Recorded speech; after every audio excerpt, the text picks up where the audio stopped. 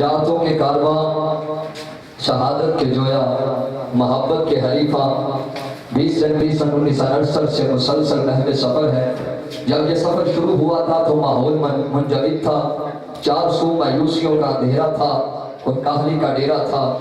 وہ نبی کریم صلی اللہ علیہ وسلم کے شہد سے میٹھے نام کو چومنے والے بھی یکساں نہ تھے، یکجا نہ تھے، اور مکتبوں خانقاہوں کی ہوائیں بھی افسردہ تھی۔ اور جب یہ سفر شروع ہوا تھا، امریت کا عافیت اپنے تسلط کا 10 سالہ جشن منا رہا تھا اور غربت و افلاس کا عیدہ غریب عوام کو ڈگ پر ڈگ مار رہا تھا۔ اجتماعی اضطرابی اور بے اطمینانی قوم کا مقدر تھی۔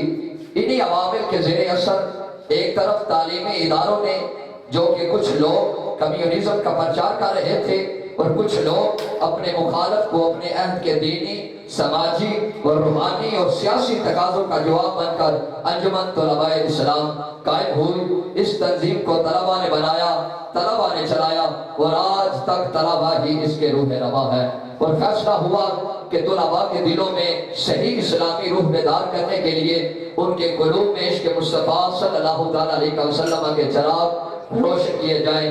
نصب العین دراصل شخصیت پرستی کے سومنات میں محمود غزنوی کی بازگشت تھی اور کارکنان انجمن نے منتشر مذہبی گروہوں میں سے کسی ایک گروہ کا ساتھ نہ دیا اور کسی دینی شخصیات میں سے کسی ایک شخصیت کی پرستش نہ کی، اور نہ ہی بہت سی سیاسی جماعتوں میں سے کسی ایک جماعت کا دم چلا بننا پسند کیا۔ اور یہی وہ انفرادیت اور خصوصیت تھی جو محبت رسول صلی اللہ علیہ وسلم کی روشن لکیر بن کر ابھری، پھیلی اور پھر پھیلتی ہی چلی گئی۔ اور آج خیبر پختونخوا سے لے کر کراچی تک سیدی مرشدی یا نبی صلی اللہ علیہ وسلم کی آوازیں گونج رہی ہیں۔ یہ انجمن طلباء اسلام کا جو مشن جو ہمارے اکابرین نے دیا تھا، آج الحمدللہ اسی پر گامزن ہے۔ عشق مصطفیٰ صلی اللہ علیہ وسلم محمد کی میراث ہے۔ تو تشریف لاتے ہیں ہمارے اگلے کنسلٹ دوست